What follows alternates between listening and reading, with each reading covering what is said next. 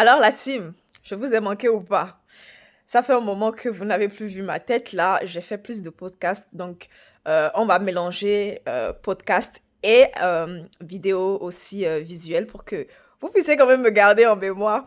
Mais sinon, moi, je suis très contente de vous revoir. Et pour toi qui ne me connais pas encore, je m'appelle Fallon et sur ma chaîne, on parle de développement personnel, de comment tu peux gagner de l'argent, ok, et te faire des compléments de revenus. Donc, sur cette chaîne, dis-toi que tu vas level up lorsque tu suis mes vidéos, lorsque tu suis les contenus que je partage parce que c'est souvent qualitatif et constructif, crois-moi. Donc, sur ce, dans cette vidéo, on va parler de quoi? Je fais partie d'un groupe de femmes sur Facebook et une dame a exposé sa situation. Elle a dit en fait qu'elle gagne plus d'argent que son mari et elle a expliqué un peu sa réflexion sur comment elle envisage gérer son argent et comment elle voit la gestion des charges. Donc, si c'est un sujet qui t'intéresse, reste jusqu'à la fin parce que je vais te partager non seulement sa réflexion, mais aussi la réflexion de d'autres femmes qui potentiellement sont dans la situation ou ce que d'autres femmes pensent simplement de la situation, ok? Donc, ça va être vraiment un storytelling. Est-ce que tu aimerais bien? Si oui, laisse-moi savoir en commentaire. On va pas tarder là. Je vais te lire la note de la dame en question. Ok, elle est venue pour avoir conseil dans le groupe et d'autres femmes ont renchéri, ont donné leur exemple et tout. Donc, ça va être fun, ok? Et ça va être surtout constructif, ok? Donc, sans plus tarder, je lis la description, ce qu'elle a noté. Elle dit, question pour les femmes. Donc, si vous êtes des hommes, là, je vous en prie, passez la vidéo à votre femme et quittez la vidéo. C'est mieux. On va discuter entre femmes. C'est mieux. OK? Donc, elle a commencé par question pour les femmes qui font plus d'argent que leur conjoint. OK? Elle dit, comment vous gérez paiement au prorata de vos revenus? Est-ce que vous payez des extras? Restaurant, trucs pour la maison, voyage de temps en temps? Est-ce que vous faites du 50-50? Et elle précise, j'aimerais que vous teniez compte de ces informations avant de répondre. Elle dit, je veux prendre ma retraite du monde de travail obligatoire vers 45 ans. Continuer à travailler, mais seulement par envie et par temps. Elle dit en plus, elle n'aimerait pas avoir une contrainte monétaire même si elle ne travaillait pas dans le futur. OK? Ça implique alors de mettre de l'argent de côté, beaucoup d'argent de côté. Le deuxième point qu'elle souligne, c'est que elle risque d'avoir 2 congés de maternité qui vont impacter son salaire annuel à la baisse parce qu'elle veut avoir, elle se projette avoir 2 enfants, donc 2 congés de maternité, donc revenus qui baissent normalement parce que, voilà, elle serait en congé, ok? Donc, elle anticipe tout ça en fait. Même si elle gagne actuellement beaucoup plus que son mari, elle sait que pendant les 2 congés de maternité, elle gagnerait moins. Ensuite, elle dit, je n'ai pas de parents qui vont me léguer un héritage, ce qui n'est pas le cas de mon conjoint qui, lui, en recevra à coup sûr. OK? Donc, pour résumer la situation de la dame, elle aimerait prendre sa retraite à 45 ans, arrêter de travailler pour nourrir le système et elle n'aimerait pas que son arrêt de travail lui donne une contrainte monétaire. Elle veut être libre de pouvoir avoir quand même une qualité de vie normale, ok? Et elle sait qu'elle est consciente que quand elle va avoir ses 2 enfants, elle aura 2 congés de maternité qui vont impacter ses finances, donc réduire son salaire, son niveau de salaire.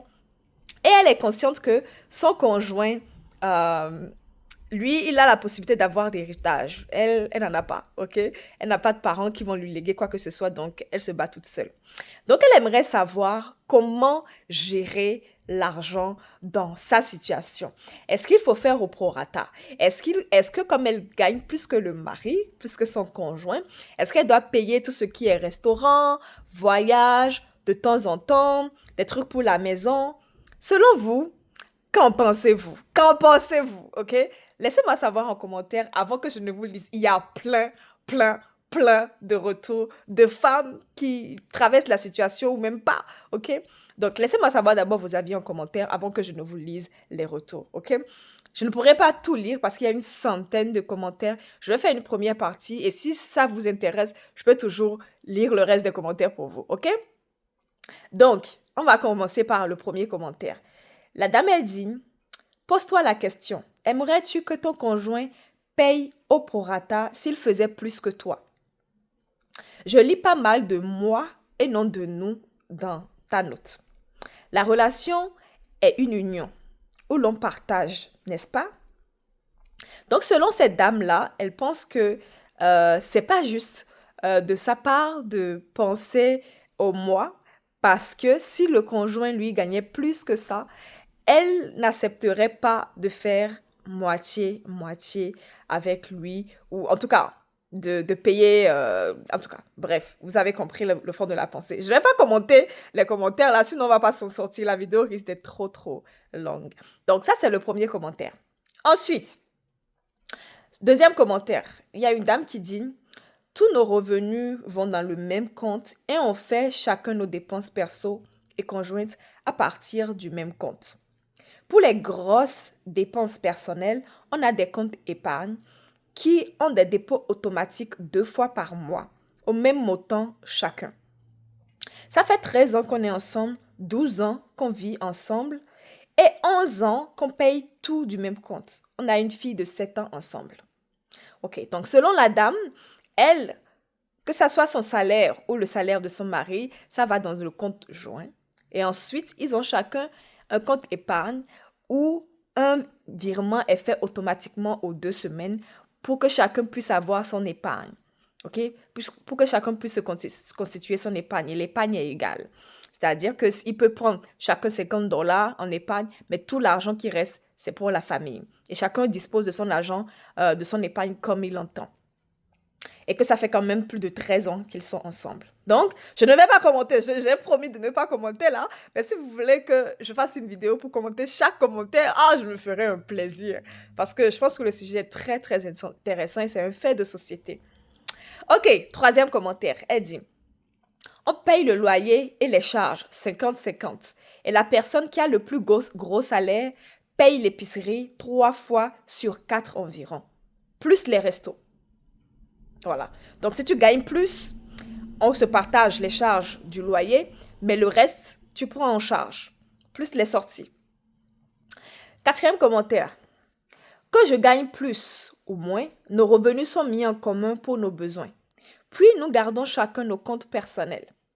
On se consulte pour les gros achats. Sinon, on se gère. Même si j'ai 2 congés de maternité et un fonds de retraite de mon côté, on se supporte mutuellement. À un moment, un contribue plus et l'autre reprendra le relais au besoin. Donc, elle, c'est vraiment, on met tout ensemble, on gère ensemble. Laissez-moi savoir en commentaire vos avis. Je ne jugerai point ici. Ok. Prochain commentaire. La dame dit, soutenez-vous. Moi, c'est comme ça que je vois la chose. Faire la liste, c'est une chose, mais il peut y avoir des imprévus dans la vie. Santé, par exemple. Nous, on se soutient mutuellement sans compter à la cence près. Qui a payé le resto, mais c'est très personnel. L'important, c'est de s'entendre et de se respecter individuellement, mutuellement. C'est mon humble avis. Est-ce que je continue? Je vais faire la vidéo jusqu'à peut-être 12 minutes et après j'arrête. Si ça vous intéresse, je vous ferai suivre les autres commentaires dans une prochaine vidéo, ok? Mais il faudrait que vous me dites en commentaire si vous voulez une partie 2 là. Prochain commentaire. La dame dit, pour tout ce qui a trait au paiement de maison, Internet, assurance, hydro, nous payons au prorata. C'est-à-dire on paye au pourcentage de ce que chacun gagne. L'épicerie, c'est 50-50. Chacun paye son cellulaire et ses dépenses personnelles. Ensuite, elle dit, nous cotisons également dans un compte joint à un montant X également au prorata. Ce n'est pas égal, mais c'est équitable. Donc, elle veut dire par là qu'ils ne font pas à égalité là, mais c'est équitable dans le sens où c'est en fonction de ce que tu gagnes, tu apportes au pourcentage de ce que tu gagnes. C'est plus équitable. Je ne juge point, je ne commenterai point. On passe au second commentaire. Au prochain commentaire. Ça dépend de quel genre de relation tu souhaites et comment vous êtes à l'aise, ok? Ici, on a un compte et tout est déposé là-dedans. Et on calcule plus. C'est comme ça depuis notre première année ensemble. Et ça fait 11 ans et 2 enfants. Jamais de chicane. On est une famille. OK. À tout honneur. Prochain commentaire. Elle dit, pendant 10 ans, il faisait plus que moi. Depuis 2 ans, je fais plus que lui.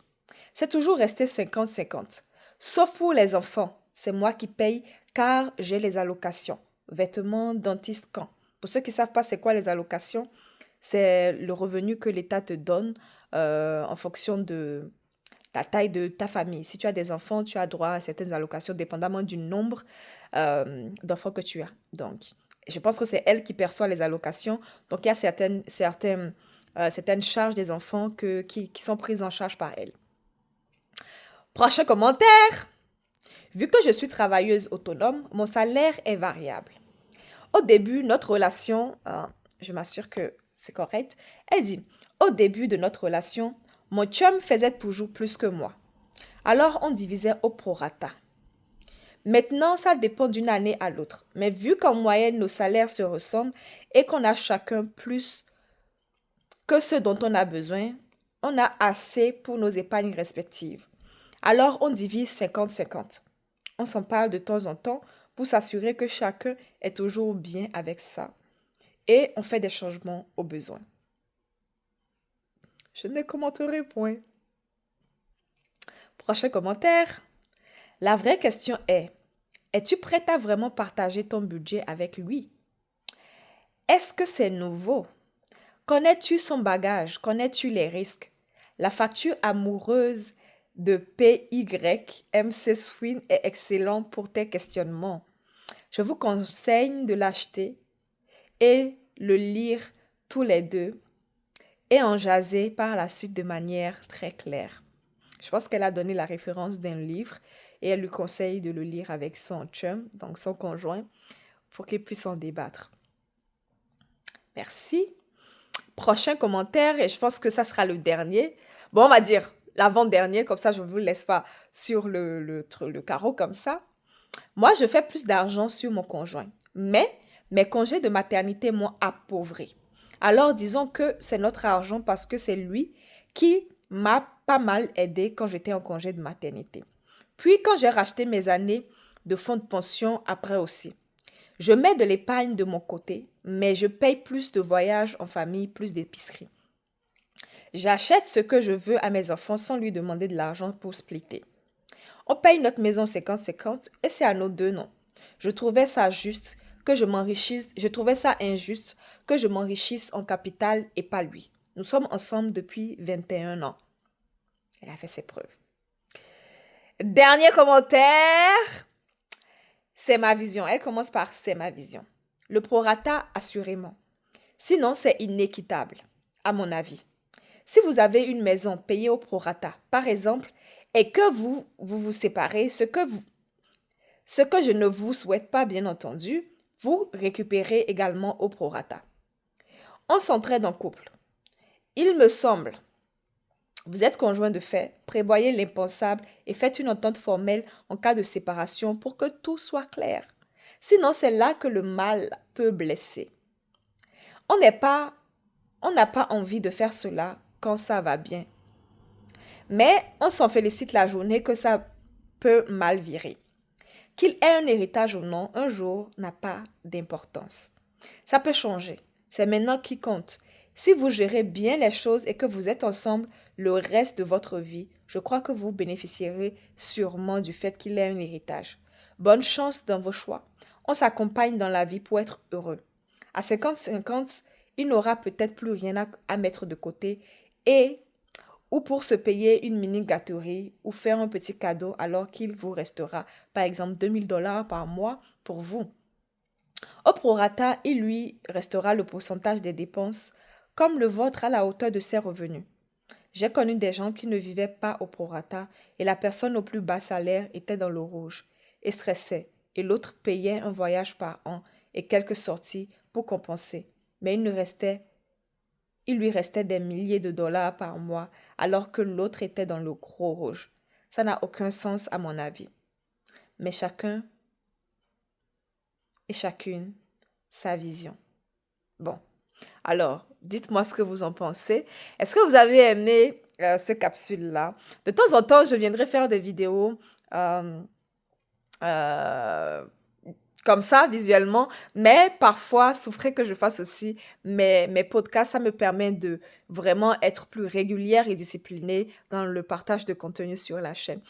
Laissez-moi savoir, selon vous, c'est quoi votre avis, c'est quoi votre position par rapport à ce sujet-là. Et si vous souhaiterez que je continue de vous lire les retours des femmes, ok, qui vivent ces situations ou qui ont des proches qui vivent ces situations-là, laissez-moi savoir en commentaire et je me ferai un plaisir de vous faire la suite. Sur ce, bye!